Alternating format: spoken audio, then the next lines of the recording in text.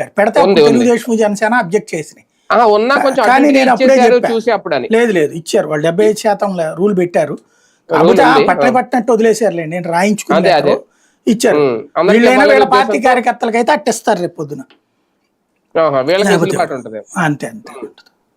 కానీ ఒకటి సార్ 2014లో కూడా ఈ తరహా మనం చూసాం. అప్పుడు వచ్చిన తర్వాత రైతు రుణమాఫీ విషయంలో అప్పుడు కూడా 2-3 విడతలు అన్నారు. మొదటి ఏది ఇచ్చారు కొంతమందికి 10,000 లోపు ఏదో, తర్వాత ఇంకా అలా క్రమక్రమంగా అది క్షీణించిపోయింది, అయిపోయింది, ఏమైపోయిందో కూడా తెలియదు.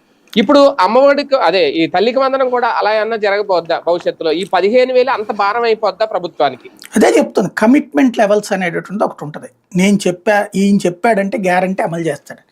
జనంలో రాజశేఖర రెడ్డి చెప్తే అమలు చేస్తాడన్నాక మళ్ళీ ఆ పేరు తెచ్చుకుంది జగన్మోహన్ రెడ్డి. చంద్రబాబు నాయుడు ఈ దఫా మంచి అవకాశం ఆయనకి, ఇదివరకటి రోజులు ఎట్టున్నా సరే ఈ దఫా మాట మీద నిలబడ్డాడు, అన్నీ చేశాడని.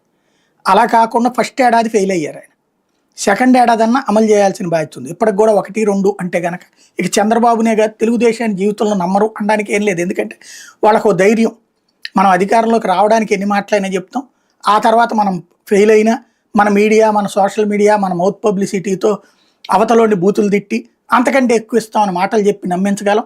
ఆ తర్వాత అధికారంలోకి వచ్చినా మనం చేయకపోయినా పట్టించుకునేవాడు ఎవడు, కానీ పవర్ పోతూ ఉంటుంది. వీళ్ళకి ఒక ఫీలింగ్ ఏమొచ్చేసారంటే 5 ఏళ్ళకి ఒకసారి ప్రభుత్వం మారిపోతుంది ఉన్నప్పుడు